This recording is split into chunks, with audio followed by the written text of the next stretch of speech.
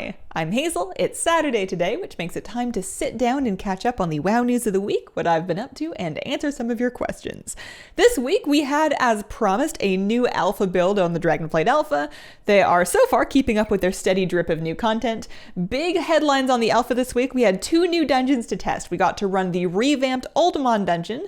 I have done both of them several times now. I've done all of it while healing on a preservation evoker. And while I should by now have like a solid first impression of the basics of these dungeons, I did mostly do them on normal, so I won't have seen all of the mechanics yet.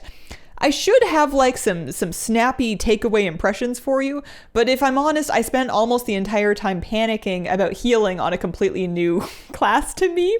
There's nothing to humble you quite like a brand new class and an emergency. The new dungeons looked visually really good. Each of the fights seems to have at least 1 or 2 interesting mechanics to manage that will still carry on and be relevant as we take them into like Mythic Plus. Happy with them so far. And then my early impression of Evoker healing is that it's really fun and it all looks really cool. You have a lot of very charge-based stuff, a lot of kind of aiming cones around, so your feet feel pretty planted. But in between doing those things, you're quite mobile. You've got a very short cooldown sprint. While sprinting, you can actually cast some of your abilities while moving, which helps. And then, of course, you can jump to people using things like Rescue and Fly With Me to move around between your raid members. So early Preservation Evoker feels really good. The talent trees feel pretty complete. I've had some questions about whether I prefer to specialize in the green magic or the bronze magic so far. And based on building the spec out and the talent out multiple times, I'd say that you're not really picking a color. It's not so much that you have to lean into one. You're not choosing your whole destiny. You're going to be taking spells from both. It's mostly a question of which specific spells do you like to use and do you want to empower to work more strongly. It feels like it's going to be very competent in dungeons, and then it's definitely going to have its niche in raids, especially healing clumps of stacked players. It's going to not do as well healing players that are widely spread out across a very large room, but, maybe there will be other healers in the raid, and maybe they won't all be Evoker, unlike Alpha, where all the dungeons that you do are like 4 Evokers and then a tank. We also saw the Dracthyr starting zone for the first time this week on Alpha. That became available for testing. It seems fine. It does its job. It's pretty. It doesn't seem like a place that we're going to spend a ton of time in because it looks like you're going to be able to have 1 Dracthyr on a server. It's not like you're going to be making legions of these unless you're making one of them on each server and playing across different realms. So you're going to do the starting zone if you're making a Dracthyr, but then it's not, in the grand scheme of your life, this isn't going to have a big impact, so it's not that. I'm not going to say it's not important, but it's not going to change your life or like ruin the whole expansion for you one way or another.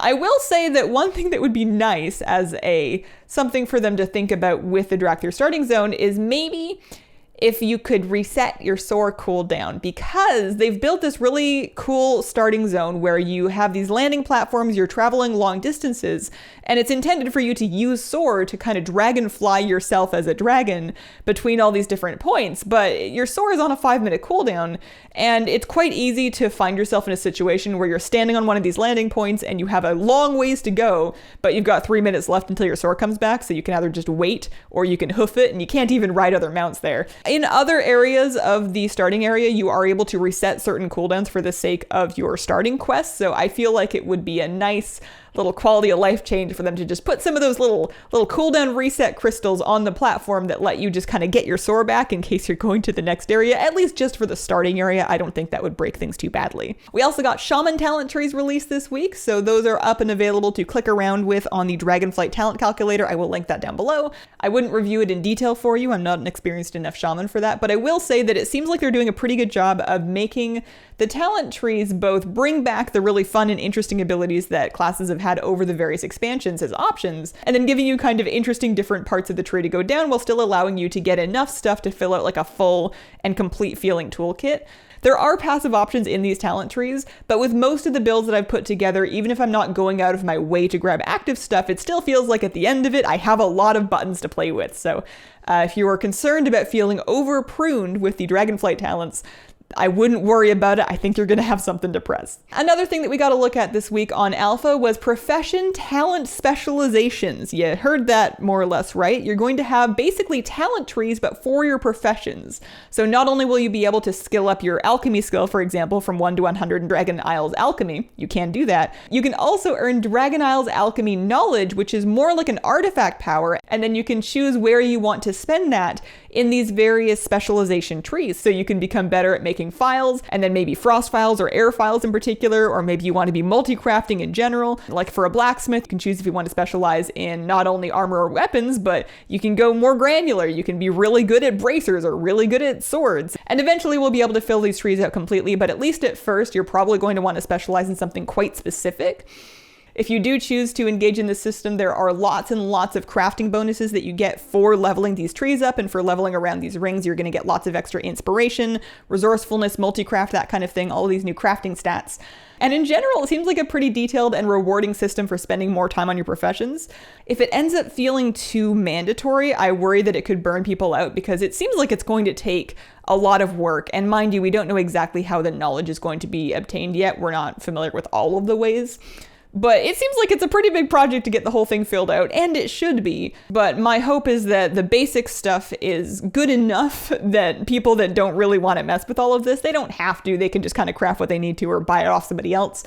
This is really for people that like crafting and wanted that extra depth. Other Dragonflight news, we got an update to the 500 mount achievement meta reward mount. Yeah, that's a sentence. When it was first released on Alpha, it was originally going to be a Yeti mount, like the Minion of Grumpus, for obtaining 500 mounts, and this is the new high-end mount collecting achievement. It is now going to be the Carrier Ottuk. It's going to look like this. Most people, I think, are pretty happy with this. I'm pretty happy with this. Mind you, I wasn't really mad before, but it takes a lot to make me angry. It is still, I would caution you that if you were mad that the last one was a recolor, this new one is still a recolor. It's just a recolor of a Dragonflight mount as opposed to a recolor of a mount that we've had since Warlords of Draenor. I like it. The otters are really cute, and I will take as many of them as I can get. Moving on to Live WoW this week, the Winds of Wisdom buff is back. You will earn 50% extra leveling experience until the beginning of Season 4, which is reset after next. So not for very long, less than 2 weeks now. If you've got alts to level, now is the time to do it.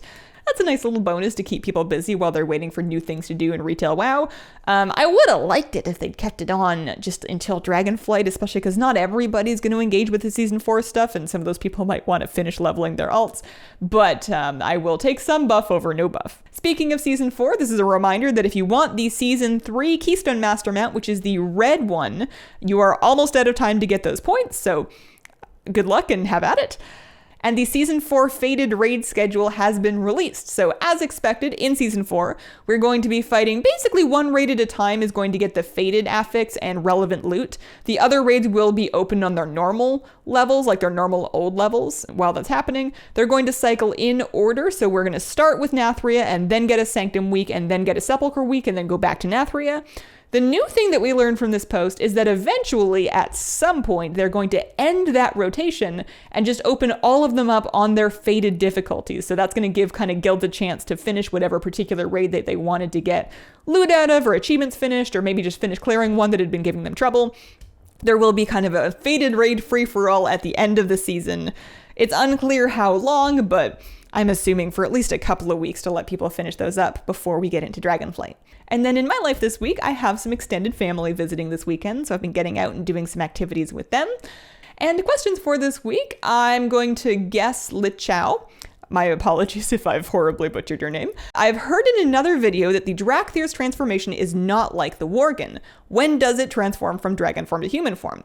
So it is a little bit different than the Worgen one, but it does still have the toggle button. So just like Worgen, you're going to get a button that you can use to swap back and forth freely between your Dracthyr and your Visage form as long as you're not in combat.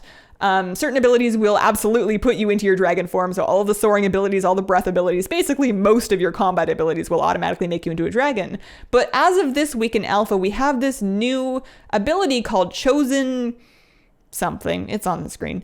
And what that does is it lets you choose whether you kind of want to be sort of default dragon or default Visage form. So if you leave this off, then by default, you're going to be in your Dracthyr form, and that means that you can mount while in your Dracthyr form.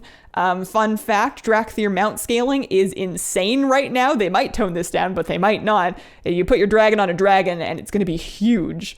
And then if you toggle that ability on, then that's going to automatically put you back into Visage form when you exit combat or when you stop soaring. So as you're using dragon abilities, you finish the fight, you're going to automatically pop back into your Visage form. So within a dungeon, you can just leave this on if you prefer your Visage form, and you're going to be popping back into your regular human form between packs. It is worth noting that while you were in your Visage form, the humanoid-looking one, you gain out-of-combat health regeneration, and you share that with your party because of how calming your pretty face is. There is technically a little bit of a benefit to showing just the humanoid form, but I wouldn't worry about it too much if you want to just be a dragon. And Zebra Stripes asks, am I wasting my time farming all the soul shapes? Will they be usable in Dragonflight? So right now on Alpha, the way the situation is currently is that they are usable in Dragonflight, and I mean literally in Dragonflight. You can use all of your Covenant abilities, including your soul shapes and also the class ones, like in Dragonflight dungeons right now. I would be very surprised if that stays, if that goes into live like that. It is highly possible that's going to change. There's a couple different things that they could do. We don't know what they're going to do yet, so the answer is I don't know. But they could make it so that you can still use your soul shapes, but only in the Shadowlands. They could make it so you can still use your soul shape, but not in Dragonflight. What I would like to see them do is add some kind of a toy that lets you just kind of cosmetically shift into your chosen soul shape form, just to kind of let you like play around with it out of combat between pulls or whatever, so that people can use all these soul shape forms they collected without necessarily having to keep a very powerful ability that was very specifically Shadowlands, because I don't know if I want to have to tell every new player that's trying to set themselves up in Dragonflight to go back and pick a Shadowlands Covenant, because you're going to need this old thing that is still somehow super good. I wish I had a better answer for you, but I think we're just going to have to wait and see. And that has been the week. Thank you very much for watching. If you have any questions you would like answered in a news video, please pop them in the comments and include the word question to help me find them. Appreciate you guys, and I hope you have a wonderful, wonderful day.